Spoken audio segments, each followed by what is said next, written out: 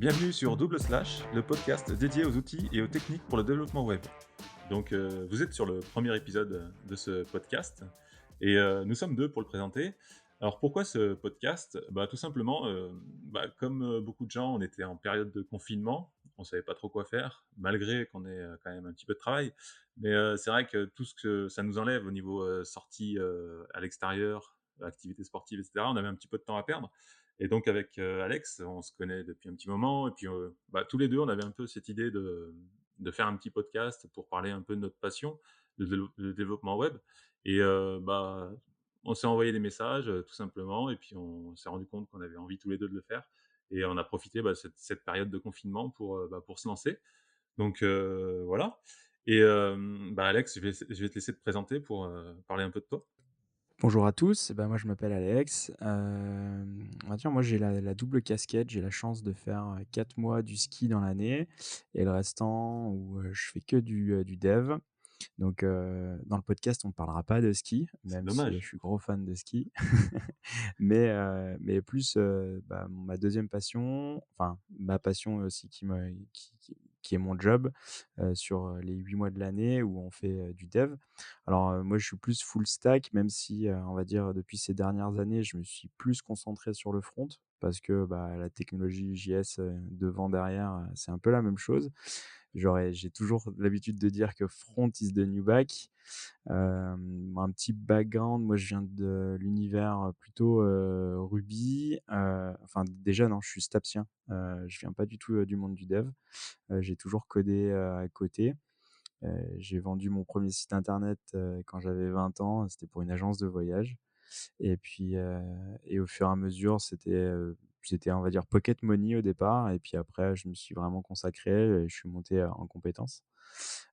J'ai commencé bien sûr sur des Joomla, des choses comme ça. Après je Ouh. devais monter en compétences sur les parties, back, parce que ouais, il fallait mettre vraiment de la logique, vraiment hyper, métier. Je suis donc passé sur Ruby on Rails et puis maintenant, le JavaScript, fait partie de ma vie, entière et je suis un gros, gros adepte de Vue, Next et un gros fan de la Jamstack. OK, très bien. Et donc moi, Patrick, donc moi aussi, j'ai fait pas mal de sport, un peu comme toi, Alex. Je suis depuis toujours, hein, depuis toujours, je fais du vélo. J'ai fait beaucoup de VTT quand j'étais jeune.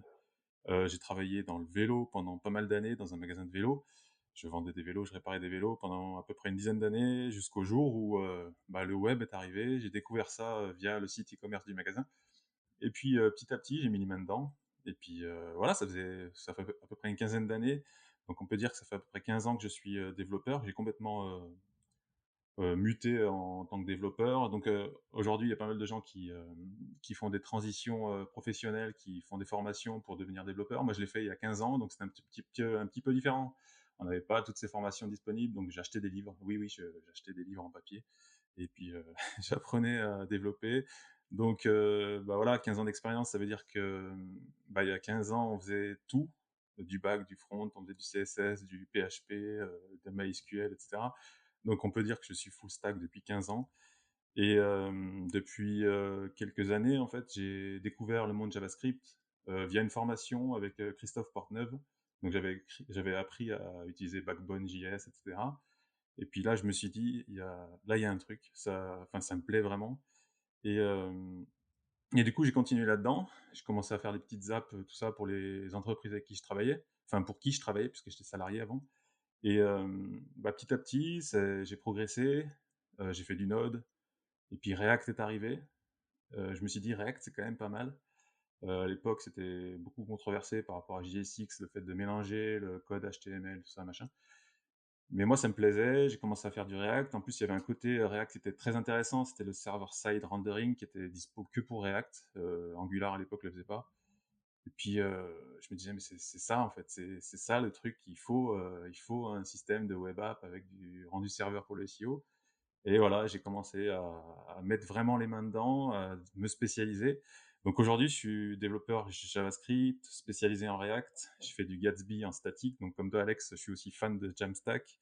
Et puis voilà quoi, en gros, je suis toujours full stack, donc je suis toujours capable de faire du PHP, du WordPress, du Symfony, etc. Mais mon cœur de métier aujourd'hui, c'est de faire du coder du React et des applications. Donc voilà, et j'habite sur Annecy, donc du coup, bah, moi aussi je fais du ski Donc en l'hiver. fait, on est tous les 2 savoyards, donc on peut dire que c'est un podcast de développement web savoyard, c'est ça? Ouais, alors, je te corrige, je suis haut-savoyard. OK, OK. Faut pas tout mélanger Bon, non plus.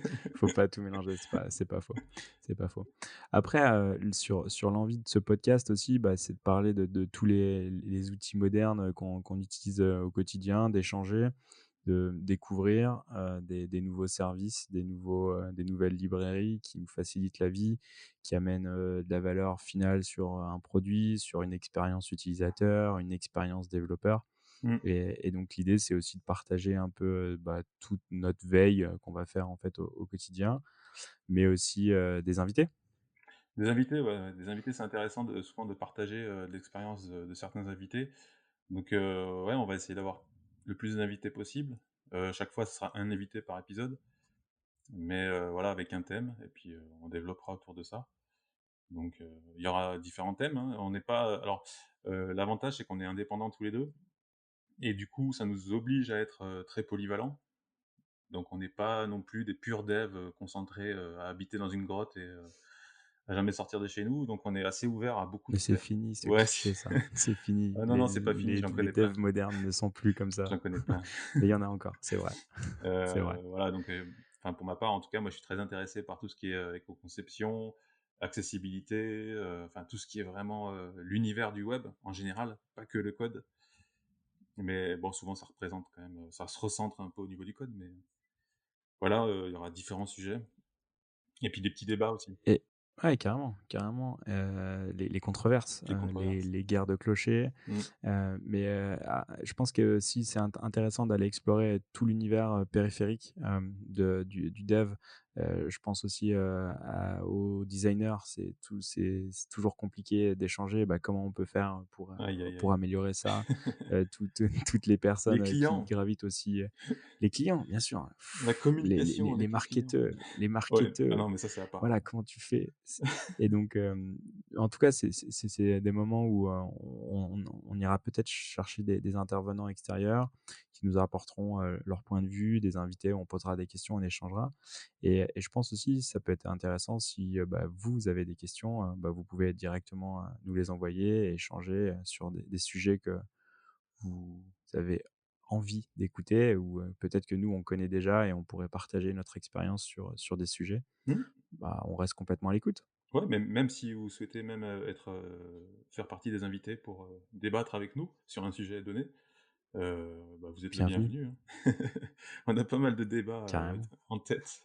Donc voilà, ouais, comme tu l'as dit, les clients, comment communiquer avec les clients, les designers, comment communiquer avec les designers. En fait, c'est vrai que souvent, hem, on a un peu, des visions différentes entre certains secteurs, et il faut réussir à se mettre d'accord.